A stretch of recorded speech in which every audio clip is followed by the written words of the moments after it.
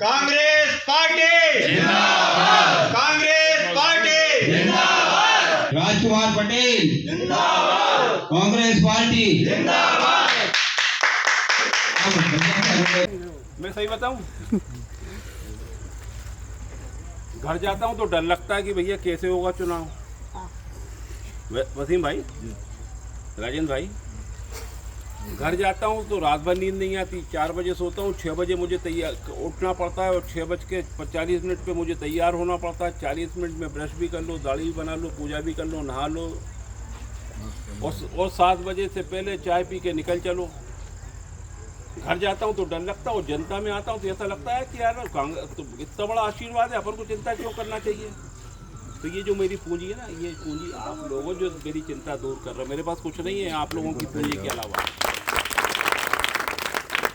ना मेरे पास झंडे हो सकते, ना मेरे पास बैनर हो सकते, ना मेरे पास पंपलेट हो सकते, ना मेरे पास गाड़ी हो सकती, ना मेरे पास बड़े बड़े कार्यक्रम हो सकते। लेकिन एक बात ध्यान रखना, अब तो नहीं क्या परंपरा का बीजेपी कर दी दारू बांटने की, पैसे बांटने की, वो भी अपने पास नहीं हो सकते। लेकिन मेरे पास अगर कुछ है तो आप लोगों की ताकत है, जिसके कारण मुझे कभी डर नहीं लगता। झंडे भी आएंगे, डंडे भी आएंगे, बैनर भी आएंगे, कितने आएंगे वो भी सब पता, अपन जो बनेगा सो करेंगे।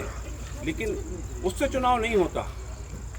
तो मुझे आप सबका सहयोग चाहिए और खासकर 400 पार का नारा उन्होंने दिया, 240 पे वो रुक गई। तो मतलब साफ है कि भारतीय जनता पार्टी की भी पकड़ ढीली हो गई।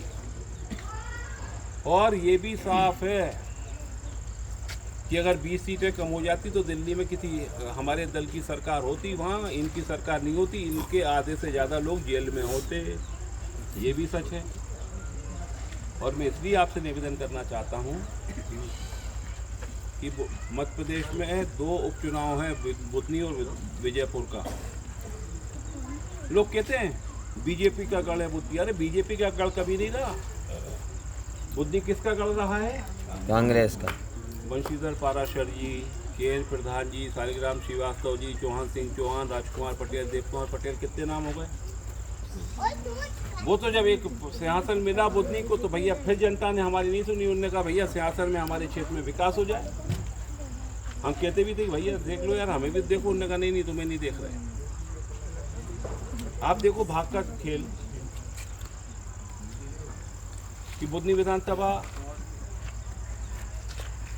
अब मैं नहीं बोलता, वो बात नहीं बोलता, वो अच्छा। सरकार से क्या रुझान मिल रहा है आपको? ताकि जनता में एक बदलाव की लहर की हम महसूस कर रहे हैं।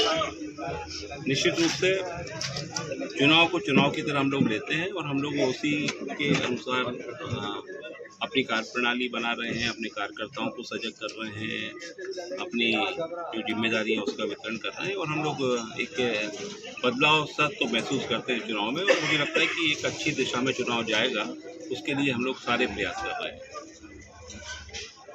इसमें मेरी ज़्यादा रुचि नहीं है। मैं तो इस बात को जानता हूँ कि देश जब आज़ाद हुआ और आज़ादी के बाद इस देश में जो कुछ हुआ वो कांग्रेस की ईंटों पर हुआ है। तो ईंटों की नीचे कोई कमी नहीं है। सारे नींव भारत की जो है वो मजबूत ईंटों पर कांग्रेस ने खड़ी कर रखी। इसलिए ईंट अब लगाए जिनको लगाना है वहाँ पहले लगी हुई है, तो ईंटों की कोई कमी नहीं है। सब जगह मजबूत ईंटें हैं और विकास के काम तो कोई रोक नहीं सकता किसी का भी। देखिए बुद्धि में कांग्रेस के कार्यकर्ता बहुत मजबूती के साथ हमेशा खड़े रहे हैं।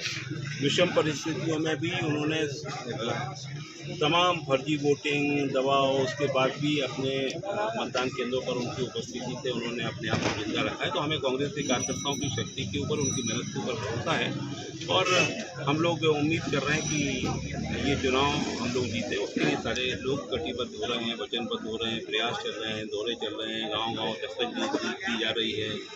एक भी घर ऐसा नहीं छोड़ा जाएगा जिस पर कांग्रेस के कार्यकर्ता दस्तक ना दें। वो सारी कार्य हमारे चल रहे हैं।